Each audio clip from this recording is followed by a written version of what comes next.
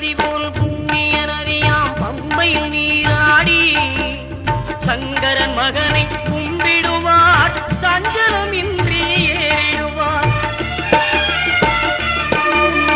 நீலிமலை ஏற்றம் சிவபாலனும் ஏற்றிடுவார். காலமெல்லாம் நமக்கே அருள்காவலனாயிருப்பார். தேகபலம் தா பாதபலம் தா தேகபலம் தா பாதபலம் தா தேகபலம் தா